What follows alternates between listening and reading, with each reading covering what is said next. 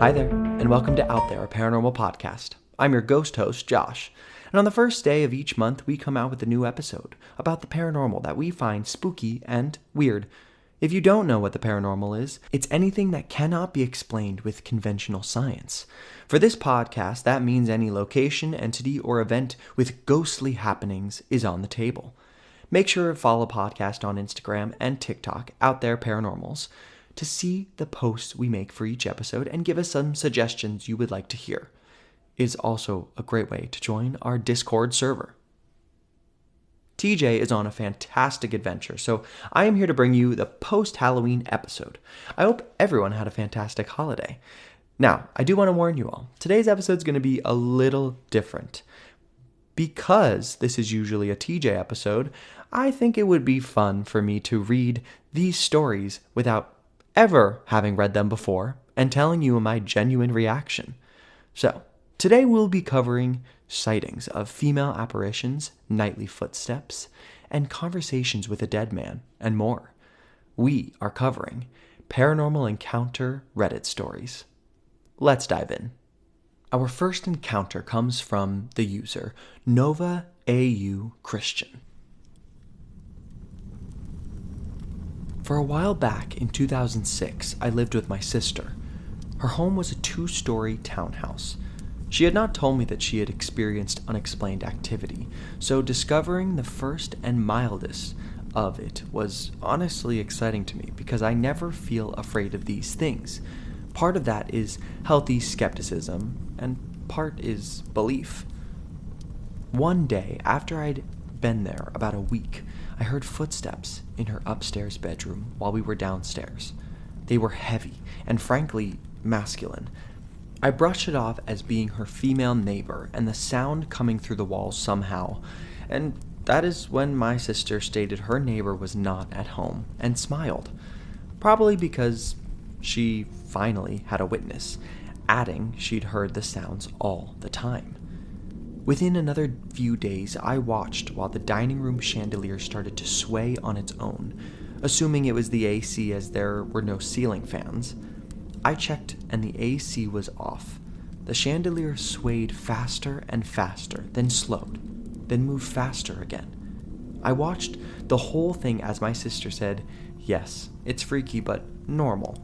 It would stop swaying as fast as it started." There were no passing trains, traffic, nor anything else to cause this. A week or so went by, and Sis and I were talking in the living room. Suddenly, the TV turned itself on and began displaying wild patterns and colors that looked intelligently designed, but beyond what pixels could do in 2006. Remember, this was not a smart TV. We tried turning it off, and it wouldn't, so we unplugged it and it went black. Then back to the patterns and colors. Another day, fed up with the craziness to include, continued something stomping across the floor upstairs. Seeing curtains move on their own in the same upstairs room with no window open, no AC running, and no fan running. And crazy things happening with the TV. I decided to try recording an EVP. My phone was some old Nokia unit without recording capability, so my sis handed me her Motorola Razr. This was in the days before smartphones. There were no audio enhancements or other apps to change or improve anything. I began by asking if we could please ask some questions, and that we were there in peace and wanted only information including a name, age, perceived historical time, and reason for being there. I waited after my questioning, still recording, but staying silent. The entire recording was roughly 1 minute 30 seconds. When I played it back, my voice could be heard politely imploring. Right after my first statement, there was a loud male directing, "Grrr, go ahead." Sis and I both heard this right away, and our hair stood up on the backs of our necks. I played it over and over, assuming it was my sister being impatient, and I caught her voice on the device. She swore it wasn't her, and also the voice was not hers. Further, I was watching her as I recorded all this, and she was silent the entire time. She began to get extremely scared and upset as it replayed it over and over, so I stopped. I asked her to please download it onto her computer. Back then, we had to use a plugged-in wire to do this. She said she would. The next morning, I asked her about it, and she said she had deleted it because she thought it was demonic. I don't hold those same beliefs. Finally, one day I was showering, and a female voice was lightly singing in the bathroom. My sister was on the other side of the house, but I thought she'd entered my room. I looked out, and no one was there. The singing and then humming got louder and louder. I looked again, and nope, no one present. I got out a few minutes later, dried off, put on my robe, and heard whistling. So I went back to the side of the house my sister was in and quizzed her about singing, humming, and whistling. She denied it. In fact, she can't even whistle at all, so I know that part was definitely not her. A few nights later, I heard a loud noise coming from downstairs in the kitchen. I went downstairs and saw the kitchen cabinets open, with glasses having come out and hit the countertop and floor, but without breaking. I told my sister about it the next morning, not wishing to wake her. She said she'd once seen the doors open by themselves and glasses moving through the air to the surfaces below.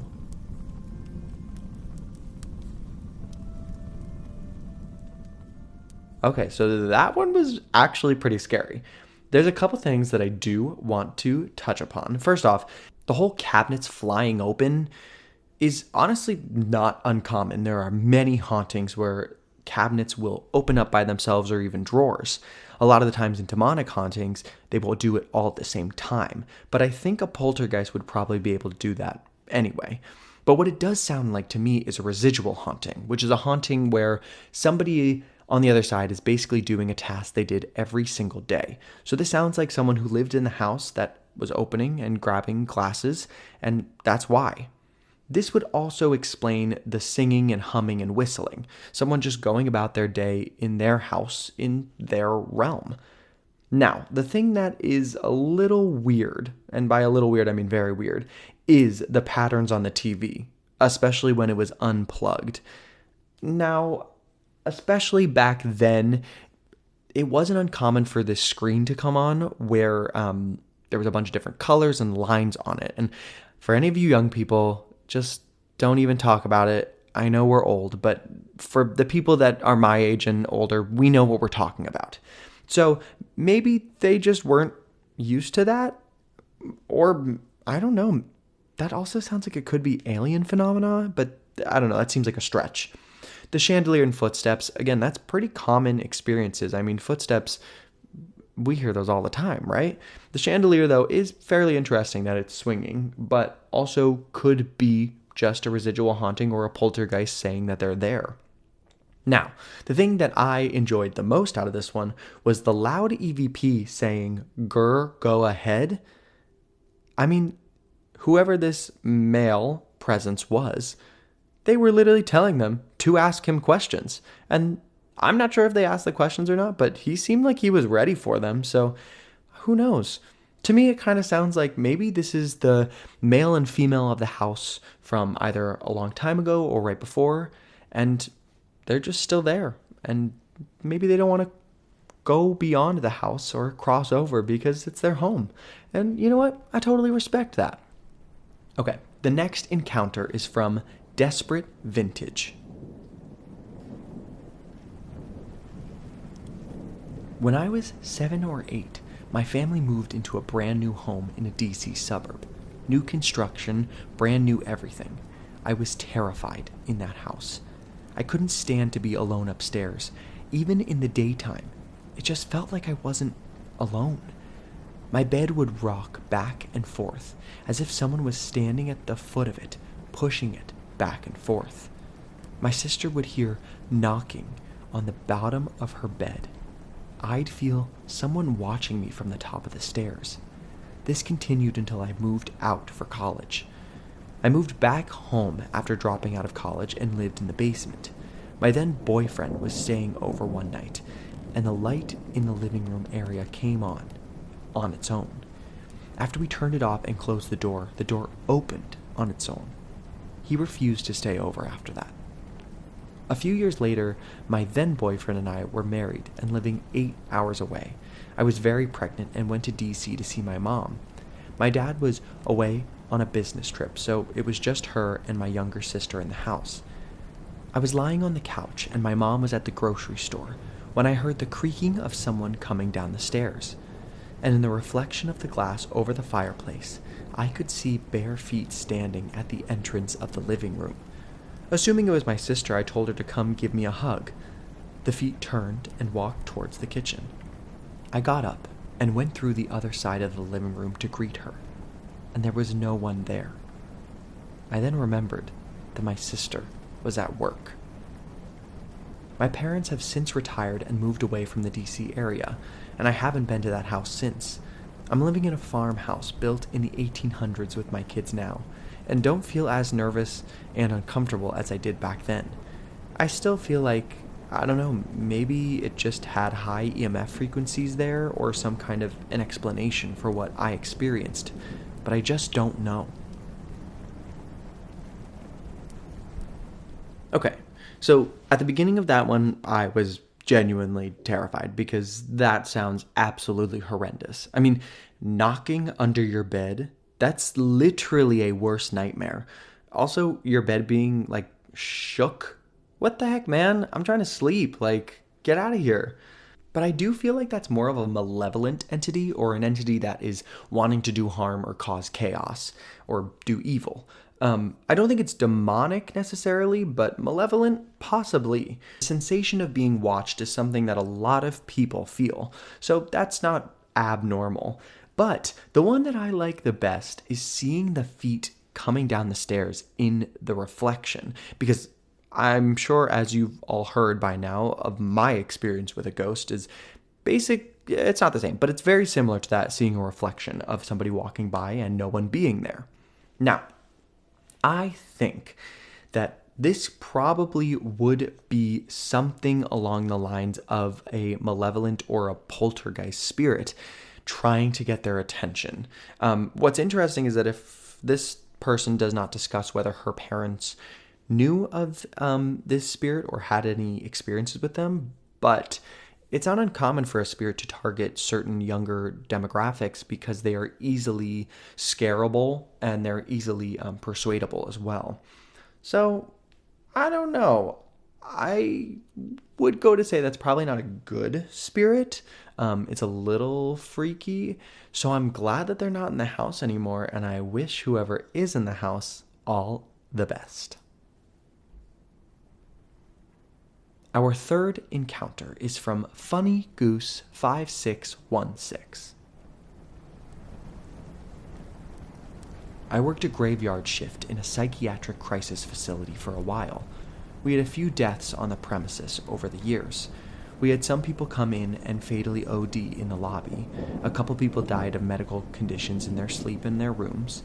We were also in a terrible neighborhood and had a few past instances of people being shot and killed in our parking lot. And on one occasion, one of my coworkers dropped dead of a heart attack during our shift. The building is old and creepy, even without that history. I hated using the upstairs bathroom, but sometimes had no choice. I'd sometimes see a shadow darting around corners or moving at the end of the hall. The weirdest was in the bathroom, though.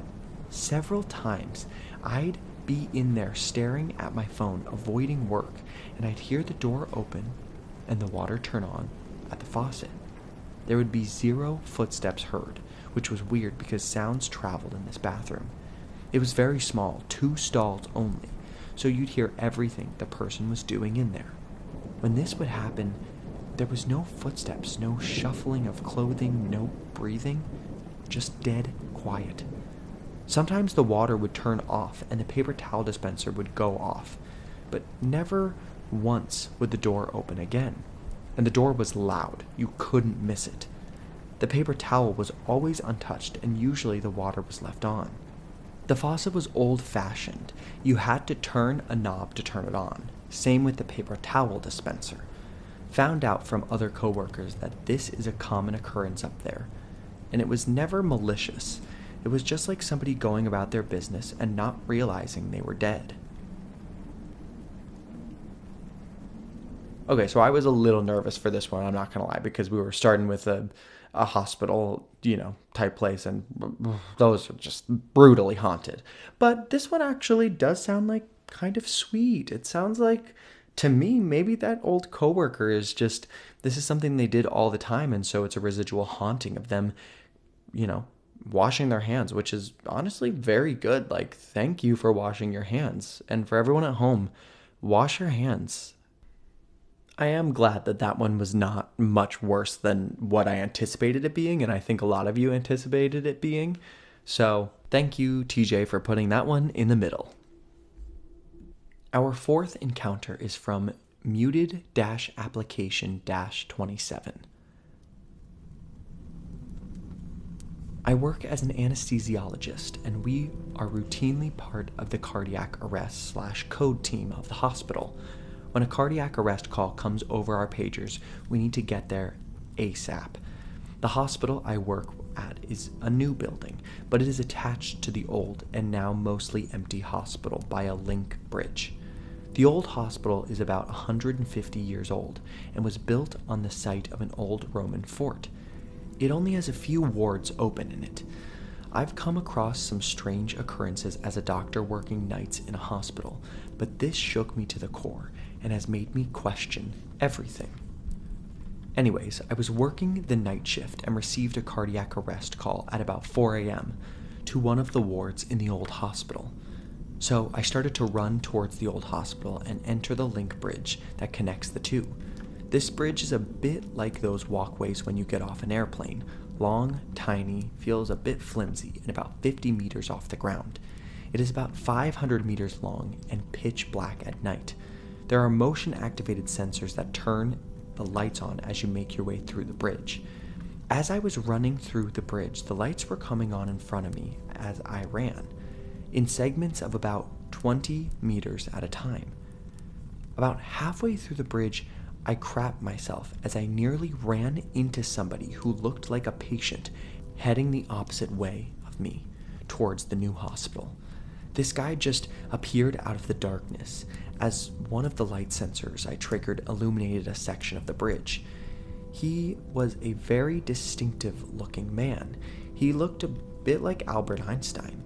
Wild white hair, a big bushy mustache, and wearing a gold medallion style necklace that poked out from his hairy chest and hospital pajamas. He also had a large, distinctive hairy mole on his left cheek. "Excuse me, sir, can you help me?" he called out to me as I ran past him. I slowed down momentarily to a quick walk and said, "Yes, but I have to be as quick as I'm on my way to an emergency." "I was just wondering if you could tell me where the morgue is," he called out. As I wasn't 100% sure where the mortuary was in the new hospital, I said, "You'll have to ask somebody at the reception desk at the other side of the bridge. They'll be able to direct you. Sorry, I've got to go." I carried on running without looking back. For a second, it briefly crossed my mind as to why a patient was looking for the mortuary at 4 a.m. I didn't give it much further thought and made my way to the ward where the cardiac arrest call came from. As I made my way onto the ward nurses were directing me to the patient bed space where the emergency was. Nurses had already started performing CPR. When I got there, to my absolute horror and disbelief, the patient in cardiac arrest was the same man I crossed paths with, going the other way on the link bridge. Same wild hair, same bushy mustache, same mole on his left cheek, same hospital pajamas, and the same gold medallion poking out from them. Not a look-alike, the exact same guy, down to the pink IV cannula in his left hand. Anesthesiologists notice things like that. We tried CPR for 25 minutes, but we could not get him back. I had crossed paths with his spirit on the link bridge, and it was looking for the mortuary. It still gives me the heebie-jeebies when I have to cross it, especially at night. I have had some other milder paranormal encounters in the hospital, which I'll save for another time. None that will be forever etched into my memory like that one. Absolutely not. Okay, yeah, that was absolutely terrifying. And I don't know if you could hear my voice, but I genuinely got scared while I was reading it. Because again, I'm reading these for the first time right here. Wow. I mean, that's what I'm talking about when hospitals are creepy. I guess the nice thing though is that like this guy, he had passed on and he was already going to the mortuary. That's really sweet and sad, like very sad. But at least he didn't do anything like harmful and he was polite and asking and kept going on his way. But oh my gosh, can you imagine seeing that and like thinking it's a normal patient? Like you're just like, cool. And then getting to someone who you have to save and it's that person, I wouldn't be able to do my job. Like, I would be way too scared and shook up from the entire thing. There's no way I'd be able to perform CPR and, like, save this person's life. Ooh, yeah, that one was terrifying. We do have another one. And honestly, let's hope that it's, like, one of the nice ones because that one was a lot. Our next encounter is from Shaif Sex. I'd like to start off by saying I'm not prone to hallucinations, no mental illnesses, not diagnosed anyway, and I have never before or since heard voices. The first house I owned was a cute little brick craftsman-style bungalow built in the 1910s in the Congress Park neighborhood of Denver. I am quite familiar with the ghost stories surrounding Chessman Park and the adjacent Congress Park neighborhood, all of which used to be the city cemetery, and how the guy contracted to move the bodies didn't. This story, however, has nothing to do with any of that. I bought the house from the estate of a woman who had passed. My first incident was while changing bulbs in a light over the bathroom mirror. The door was open right behind me. Suddenly, the door swung towards the closed position, but since I was in its way, it hit me pretty firmly on my butt. I figured my cat had tried to get behind the door to explore. They can't resist any nook or cranny. But she was asleep in the living room. No vent pointed in a direction that could have blown it closed if the furnace had kicked on. I brushed it off as, that was weird. Weeks later, I woke up suddenly in the middle of the night for no reason. There was a nightlight in the hallway that cast a small sliver of light through my door. The door was cracked open so the cat could get into her litter box, which I did not keep in the bedroom. The sliver widened and widened as the door opened. I figured it was the cat entering the room, but she had been asleep at my foot on the bed. She sat up and looked toward the doorway. I heard footsteps on the creaky wooden floor, moving from the door to the front of the bed. The cat turned her head as they went, like she was watching something move across the room. She didn't hiss or freak out, was just watching. There was no feeling of malevolence. Then she lied down and went back to sleep. This happened exactly the same way a few times over the course of a year. No drama, just very weird. I would have been freaking out if my cat went nuts over it, but she just calmly watched something go across the room each time, then went back to sleep. One night, my sister and brother-in-law stayed over on their way through town, and I let them have my room. The next morning, brother-in-law asked if I had ever had any weird experiences in the house. I asked him why he wanted to know. He described the door opening and footsteps crossing the room exactly as had been happening to me. I had never told him, or my sister, or anyone about any of this. I'd often hear noises in the kitchen like someone was cooking, the sound of vegetables being chopped, pots, pans being moved around, and the oven door closing. Nothing was ever out of place. One night, a friend was over to watch a movie. I had mentioned none of this to him.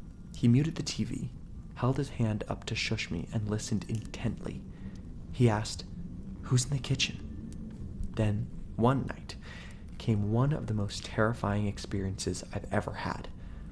I never saw any figures or shapes, by the way, so no ghost sightings to report, sorry. But the door opened, sliver of light, footsteps to the front of my bed, same as always. when out of the darkness, a woman's breathless voice said, "Take me to the hospital." It was breathy, but plain as day. "Take me to the hospital."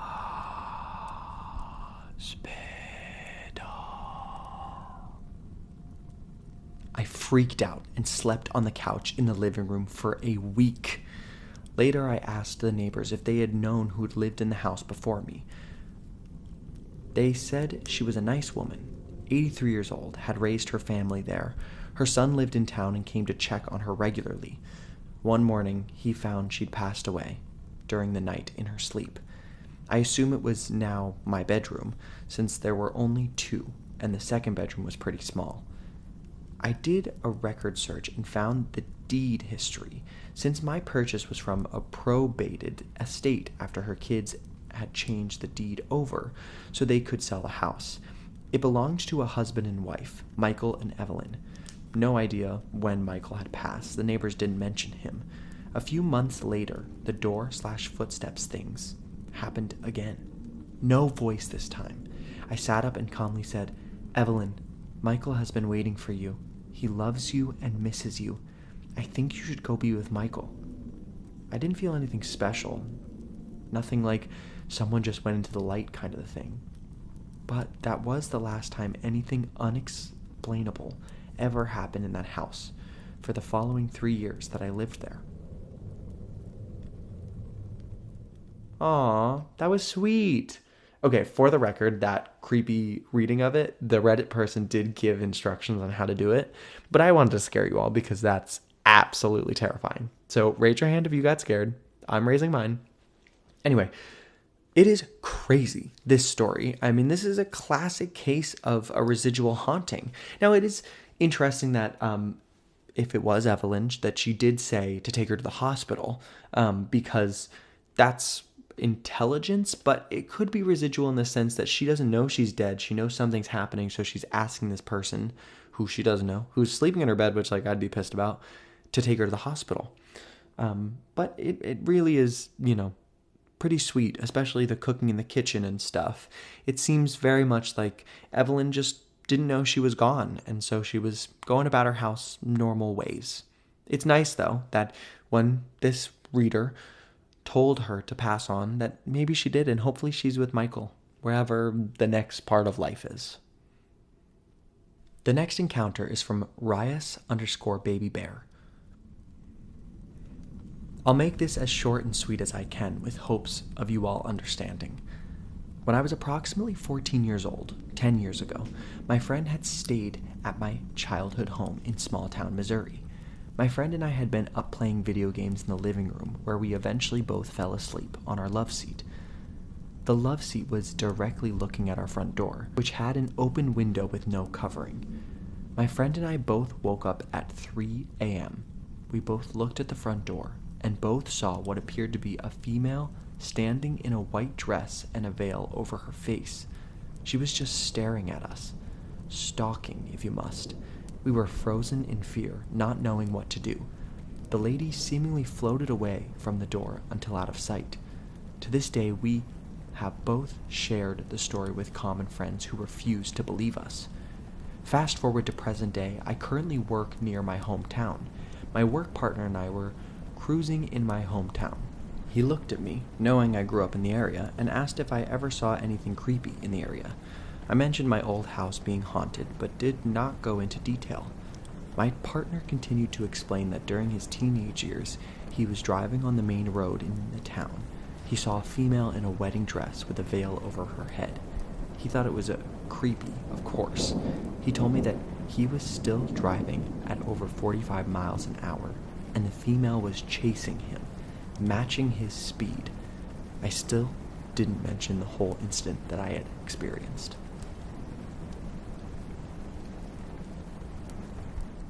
Ooh, now that's creepy. I mean, after this, I probably will go and Google. Hold on. Okay, I'm back. So, I don't know if this is where this is, but I just Googled it, and there's a park called the Phelps Grove Park in Springfield, Missouri, When driving over a bridge in Phelps Grove Park, a newly married couple lost control of the car and both died. The bride still haunts the location. She can be seen holding the hem of her wedding dress. Her face is only darkness. What? That is creepy. Okay, so maybe that is what they saw. I mean, I personally would not want to see that. But here's my other thing, and you know this if you've ever lived in a haunted house. You never sit in the seat that is facing a door or a window or a mirror. You just never do it. You do one that's facing just the TV and you can't see anything behind you, / there's a wall behind you so that nothing can be behind you. That's a rookie mistake, but also terrifying that this bride was just like hanging outside their house. No. The final encounter is from a Kodiaks. My platoon was undergoing MOT training, think urban warfare, except the buildings are concrete shells. I had a very nice nap before me and my buddy had to stand watch on our weapons and gear while everyone was asleep. I started watch at 1 a.m. and walked out of the building we were sleeping in, and I saw a shadow standing by the vehicle outside. It was tall and skinny, like one of my Marines wearing a boonie cover, his hand over his head waving at me. I said, "Hey Anon, what are you doing?" I started walking towards him. I blinked and he was gone. I was kind of spooked, checked the inside of the vehicle and saw nothing. I continued to tour and went to the other side of our building to look down the street of empty concrete buildings. I turned the corner and immediately saw people walking on the street and riding bicycles, 100 feet in front of me. I flipped down my night vision goggles and they were still there. They were translucent and seemingly on a loop. I was in awe, yet even more spooked, so I turned around and went back to my buddy and made him roam while I sat down and tried to rationalize everything. I told him the next morning during breakfast, and he said other guys were seeing shadows move in the buildings during sunrise. The next night, we were guarding one of the entrances to the range we were on. We were in the vehicle with the headlights on and kept seeing skinny dark shadows floating out of the jungle, across the road, and back into the jungle. When we got off post, me and the boys were playing spades in the concrete church. I saw something out of the corner of my eye move past the archway by the entrance. It was taller than the archway, which was about 10 feet tall, and the ceiling behind it was much higher. Other Marines thought it was a full humanoid figure. One of the boys said, "I'm calling it," so we packed up the table and got the hell out of that church. While none of the previous experiences on this trip left me with an ominous vibe, this one did. There were many stories of things that happened that week, but these were the ones I experienced for myself. Another encounter I had was at Hido Point, the most northern cliffs of Okinawa. We drove up there to go sightseeing and found some shrines on the trails that led to the cliffs, so we left some yen on them like the locals were doing. We left and ended up coming back during sunset to take some beautiful photos over the South China Sea. When it got dark, we made our way back to the empty parking lot and stopped at the restroom. My buddy and I went number 1 and walked out while our other buddy went number 2. 20 minutes passed by, and we thought we heard our pooping buddy walk towards the trail, so we went after him. Not even 10 yards down the trail, we see something white stand up from behind the bushes with eyes that reflect off of our phone flashlights. We booked it as fast as we could and got in the car. 5 minutes later, our poop buddy runs out of the bathroom and hops in the car. He told us that he thought we came back into this restroom because he was hearing footsteps, but when he came out of the stall, nobody was in there. We left and tried to rationalize it, but we couldn't fathom any explanation. We drove back into town and saw a bunch of locals partying outside their houses, and this went on for miles. We asked the gate guard to base why everybody was partying, and he told us it was Oban, basically the Okinawan Day of the Dead, where they invite their ancestors back to the physical realm for a few days. Regardless, Okinawa is a beautiful place to visit. If you go, please behave yourself and respect the island plus the locals. Culture is rich, and so are the experiences, physical and paranormal. Ooh, that story was freaky. I liked it. I mean, this is probably a very common occurrence with people in the military going to international places and, being up in the middle of the night.